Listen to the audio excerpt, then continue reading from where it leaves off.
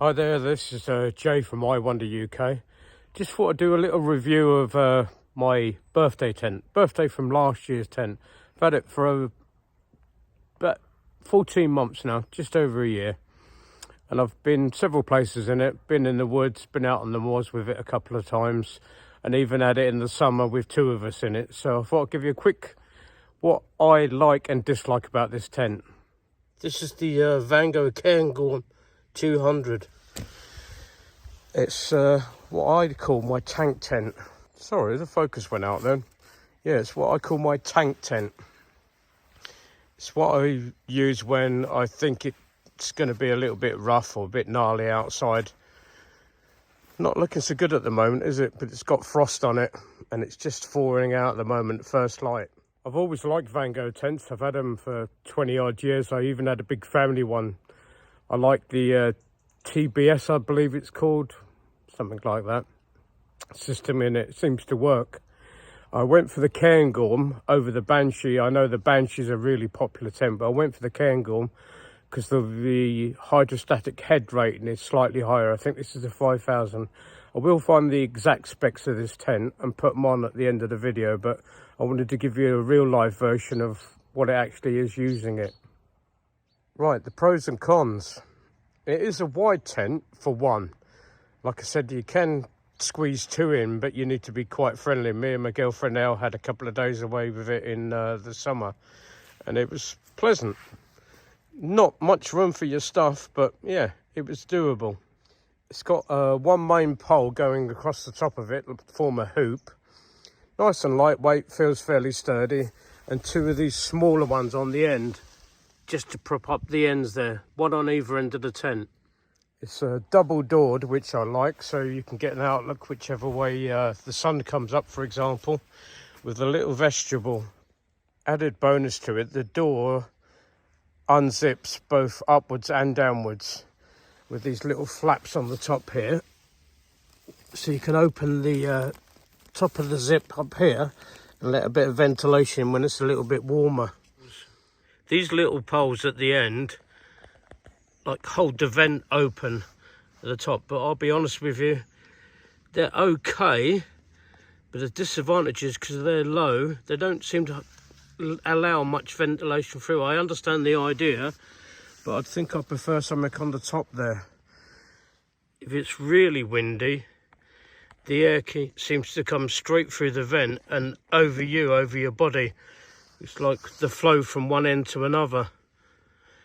And when there's no wind, there's no real ventilation in there either. You get a bit of condensation on the inside, to be honest with you. The main pole that forms the hoop comes into these clips, which work really well. Dig into there, which actually pushes into the ground. And there's another example of why I call this my tank tent. These straps are tensioners coming off of your peg. And they're great and they do work, but they just seem to be a little bit too robust. They're almost like a bloody seat belt, to be honest with you. I think they could be a lot slimmer, but it's reassuring when it's windy. I'm still using the pegs that came with it. These are okay. They're not too heavy. They're solid enough, but they're round, and I think I haven't swapped them out because these straps, have I used like the groundhog type ones, you know, the ones like got 3 points on them as you look from the end, I think would catch on the strap, whereas the round type ones, the strap can move round on. The tent comes with these orange guy out rope that goes straight onto your pole here on the hoop. But I've added an extra one coming off this yellow, well, it's supposed to be glow in the dark one here. My thinking is that it forms a bit of a triangle. So whichever way the tent's coming from, the wind can push against either way, rather than just having one. Seems to work. These Velcro bits on the zip of the door do work, but they seem to be quite fiddly, especially when your fingers are cold first thing in the morning to actually try and pop them open. I have to try and put my finger inside and break them off like that. When you're in the inside, it's a lot more awkward. The outer door rolls up and goes on with like the normal loop and toggle bit. And there's a quick look at the vestibule on the outside, left side, the side where the sign's on the outside. Enough room to get your tea and coffee making stuff, but I always put my equipment on the inside except for my boots. This is the TBS I was talking about. It's tension band system. It comes across from the top like a triangle, back down through and then across the floor, which does work. And here's a quick look at the door. I both like and dislike this door. This is how I use the inner door most of the time. I just unzip from the top and run it down to there. The zip will come down and comes back right the way back and push it in. Because if you open it any more than that, it falls down, which is okay, but it can fall down on the outside. There's the air vent I was talking about from the inside. And like I was saying, if it is windy and the wind's coming from one direction, one end or the other of the tent, it comes right down where you're laying. It's right over the top of you.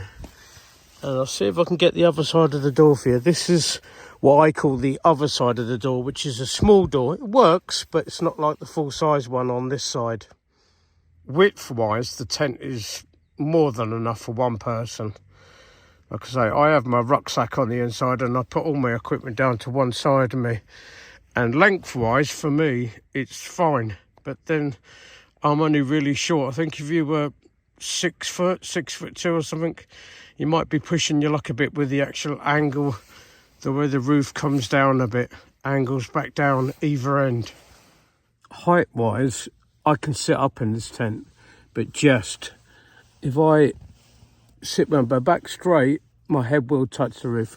I've got my air mattress in here at the moment. To be honest with you, it's only 2, maybe 2.5 inches wide, so deep, thick, if you like. So I think if you were a bit taller than me, you would struggle. I think tents always are, if we're really honest with ourselves, wiggling in and out. But like I say, tall enough for me, but I'm not sure for a tall person. The inner tent has also got a vent at the top there, so when it is slightly warmer at night, you can have the outer door unzipped from the top, which has got the little rain cover on it, and then this little bit of mesh on the inside to let a bit of airflow in.